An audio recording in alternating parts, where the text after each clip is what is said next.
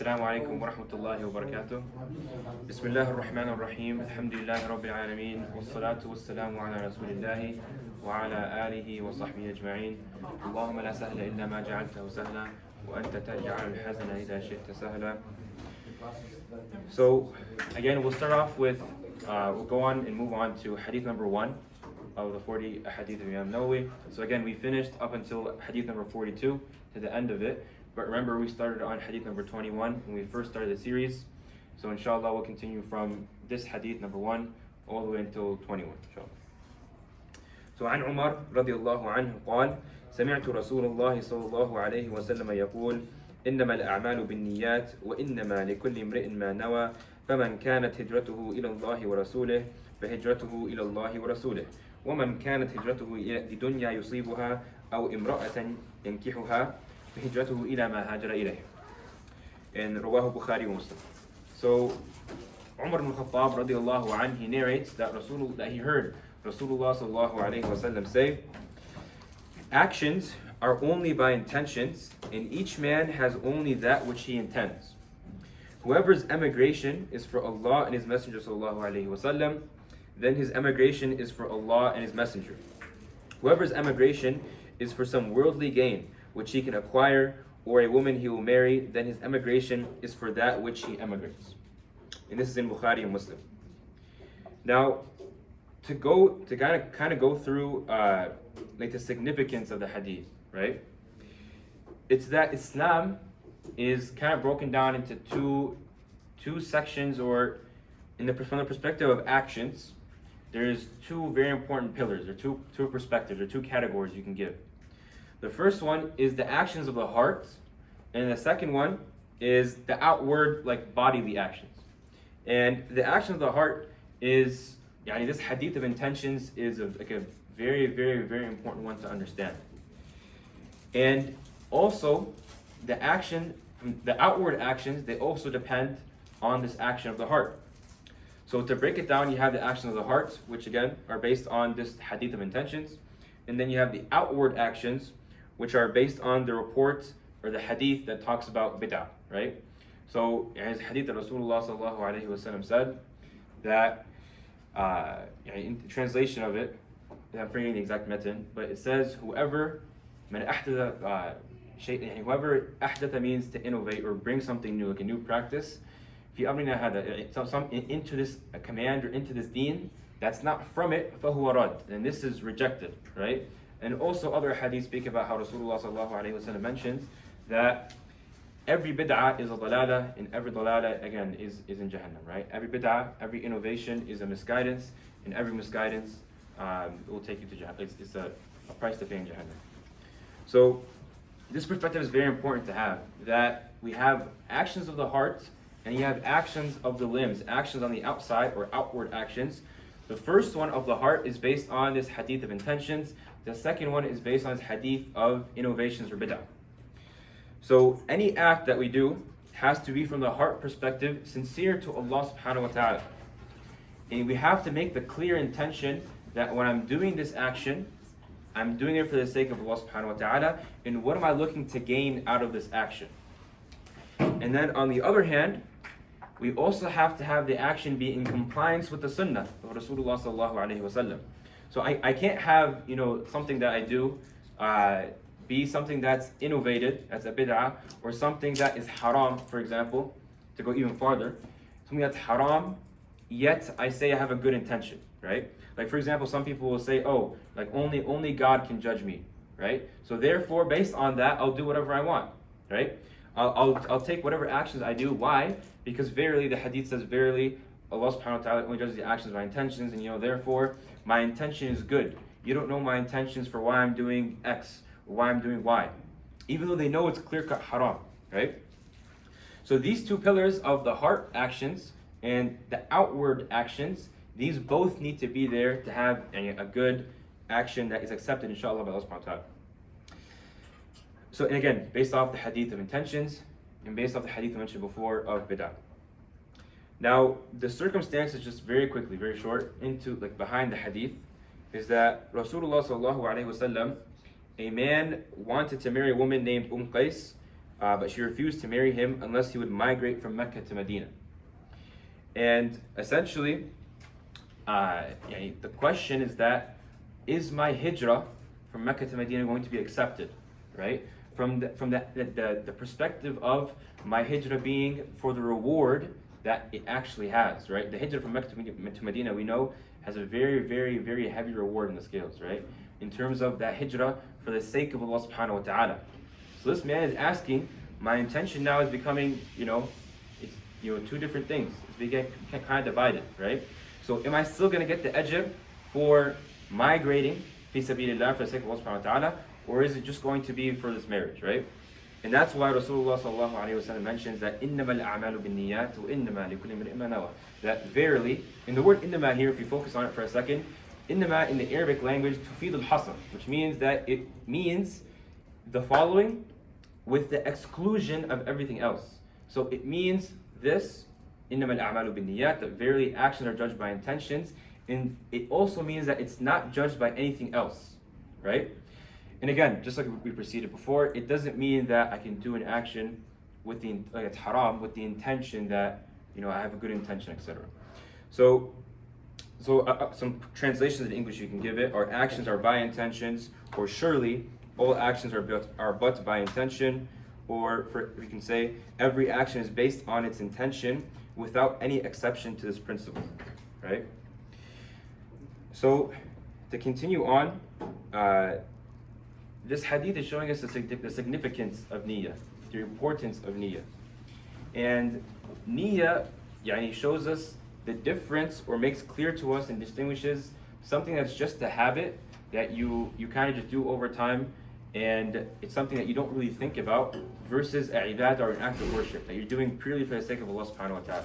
Like for example, before you do wudu, right, you have to make the intention that you're making wudu, right? If I'm just going through certain actions and I don't realize what I'm doing is wudu, then my wudu isn't valid, right? Or for example, just to take like a wild example, if someone prayed and they didn't know what they were doing was prayer, they weren't conscious in the fact that I came here to pray Salat al-Dhuhr, for example, right? They just went through the actions without the intention that I'm making this intention for Allah subhanahu wa ta'ala, that I want to pray Salat al-Dhuhr, right? Then again, his prayer is not accepted, right?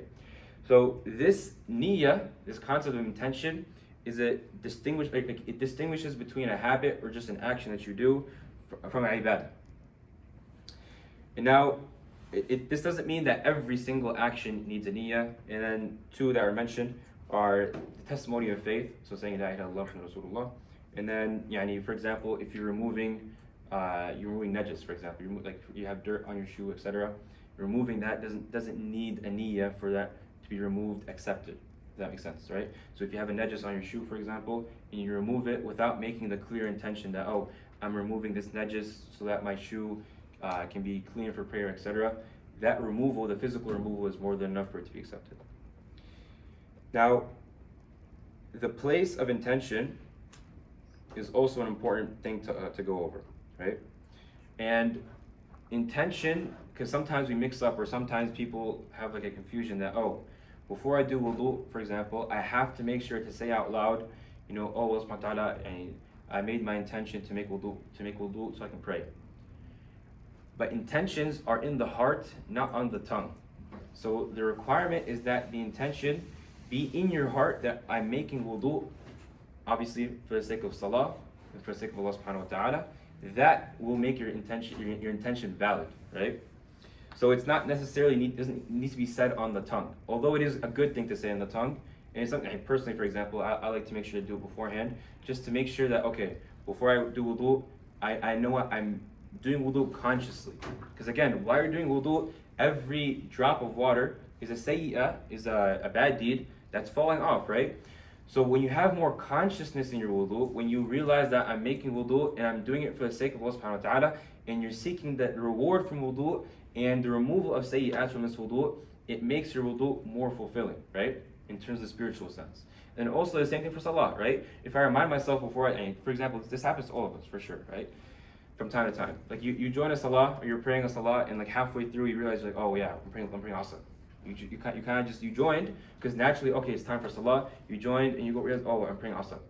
Your salah is accepted, yes, but again, if you take the time to, before you start, okay, I'm praying Salat al-Asr, making clear your intention and then clearing your mind and joining.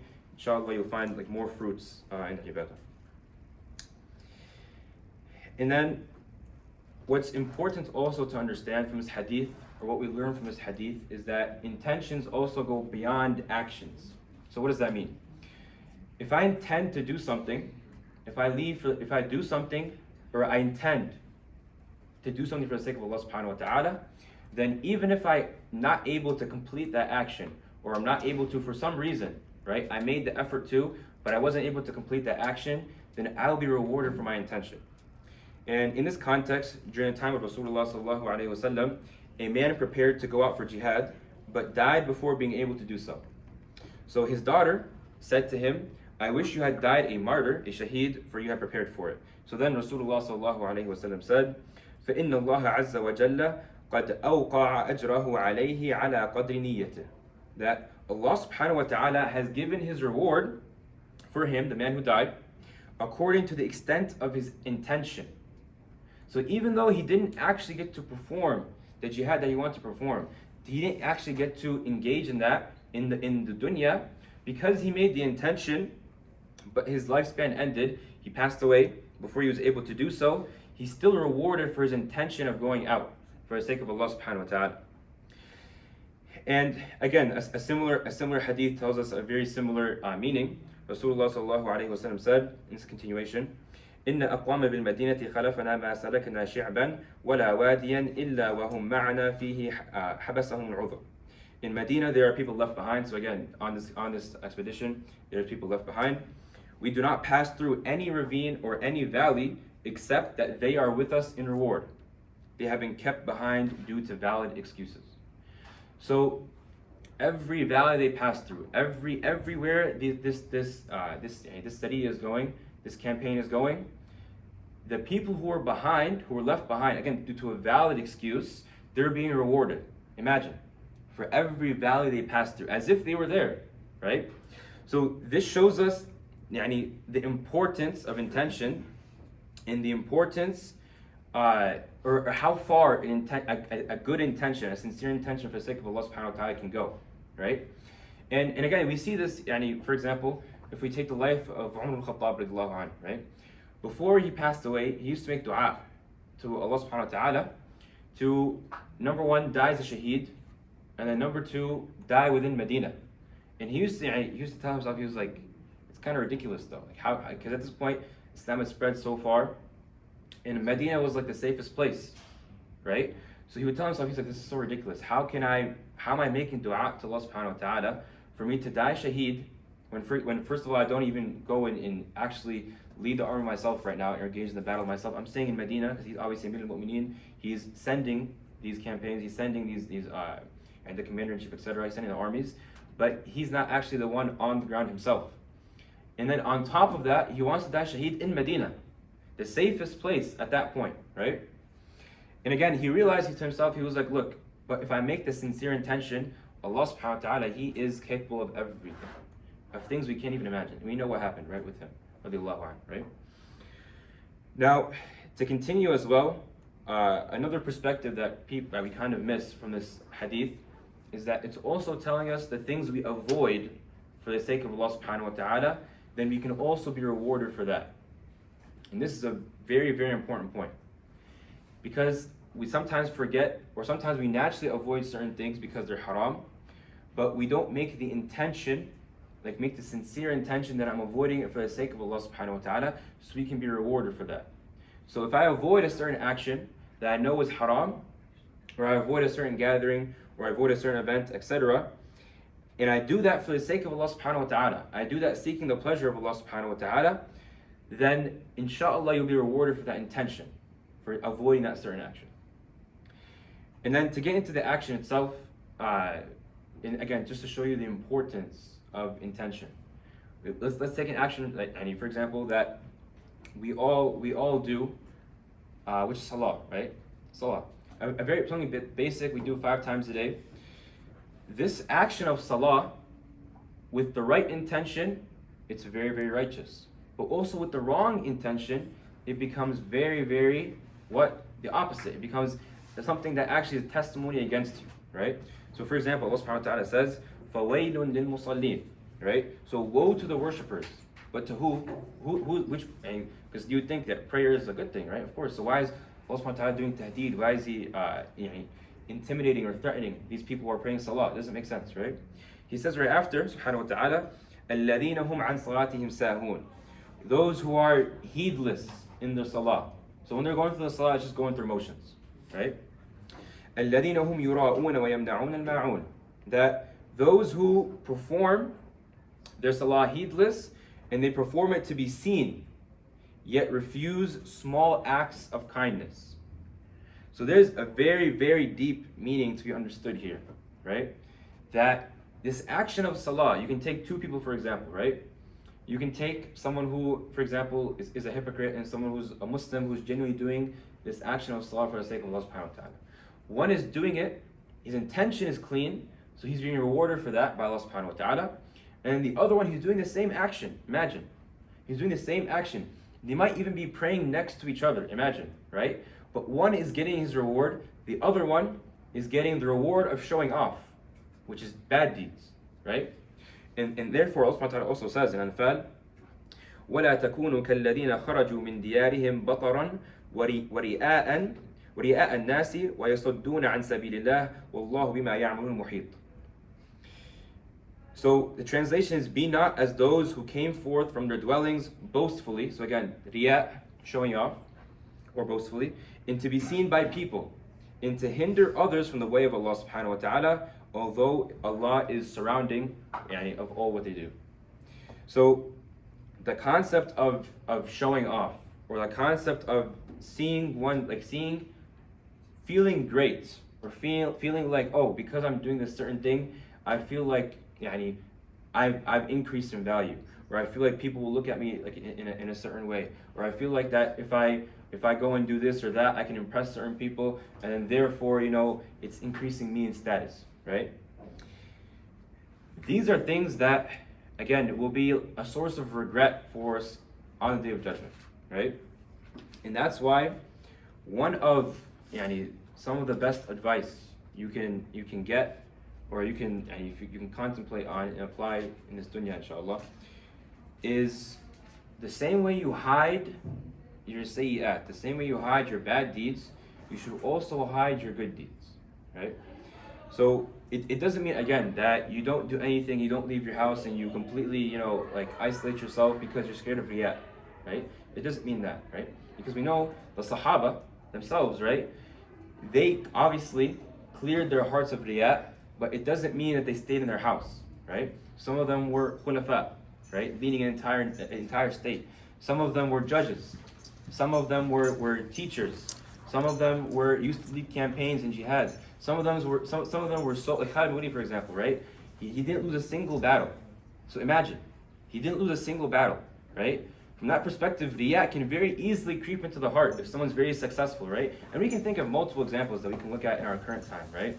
Whether someone is very smart, or someone's very good at something, or someone's really nice at talking, or his public speaking ability, or someone has a certain skill that people look up to and they want, right? Riyah, showing off, can very easily creep into the heart, right?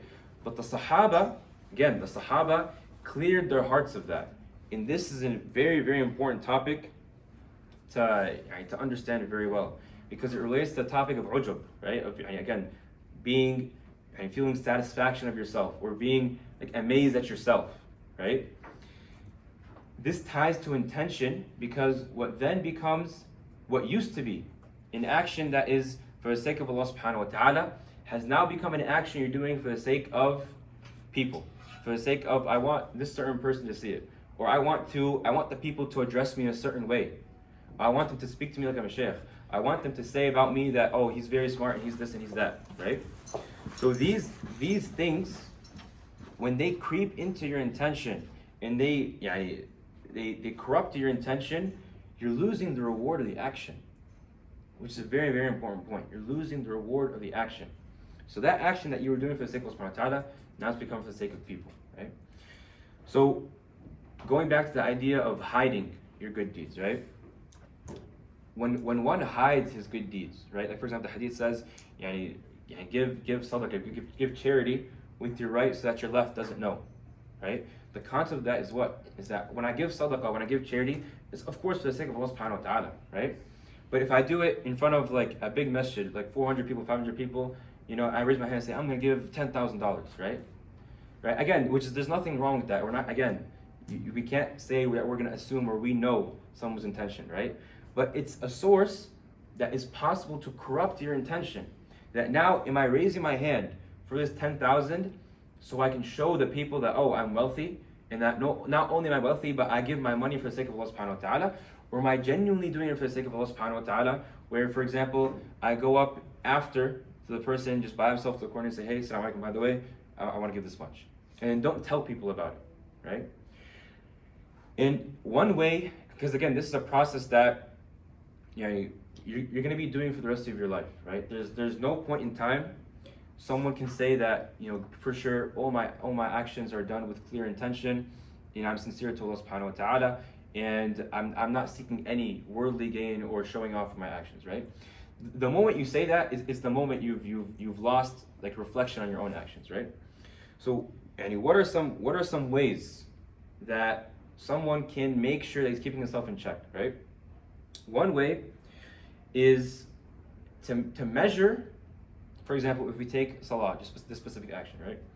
To measure that action, the way you do it outwardly with the people, and then the way you do it at home, by yourself, in your room, for example, right?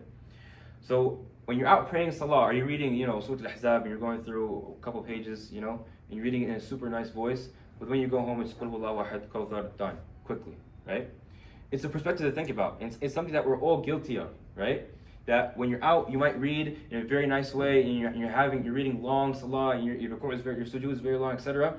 And you're praying your sunnahs, for example, also on top of that, you pray sunnah right after the salah too, and you're making dhikr, etc. But when you get home, suddenly it becomes too hard. You're like, I don't have time to read this long surah, and then to stay for sunnah after, and then make dhikr is too much, right? So reflecting on yourself in terms of whatever action, not just salah, but whatever action, seeing when I'm in private, when it's just me and Allah subhanahu wa ta'ala, is my actions weighing up to that action that I'm doing also when I'm in public? So this is a very important point to reflect on. And to end off this hadith or explanation of the hadith, we'll get into the meaning of the word hijrah, right? And hijrah means to leave or avoid something and to move from one thing to something else, right? And then its most apparent sharia meaning. So each term has a linguistic meaning and sharia meaning. Linguistic meaning is its meaning in the Arabic language, and then sharia meaning is its terminal, its actual lexical definition, if you want to use that word in English, meaning its actual technical definition in the context of sharia, which is the Quran and Sunnah. Its apparent sharia meaning is leaving the lands of the disbelievers, so Dar al-Kufr, to the land of Islam, Dar al-Islam, in order to implement or practice Islam, right? And now, without getting too deep into definition of Dar al-Islam and Dar al-Kufr, I'll give a very, very short definition, but I don't want to get too deep into it because, again, it's not as relevant for our discussion here. But again, Dar al-Islam is a very important concept in Islam. Based off of it is a lot of Sharia rules that come off of it. Like, for example, opening certain Islamic lands, if it's taken by kuffar or it's occupied, there's certain rules that apply to it. If a land is Dar al-Kufr, there's certain rules that apply to it, etc. But Dar al-Islam is the land that is governed by Islam, so its constitution, you can say, or its actual governance is according to Islam, so Quran and Sunnah. And then also its security, or some scholars say the shawka, the strength, or al-quwwa wal-man'a, which is like strength and ability to defend. So it's essentially its internal and external security is in the hands of Muslims. So that's the definition of Dar al-Islam. And then if a land is Dar al-Kufr, it means it's lacking one of these two conditions.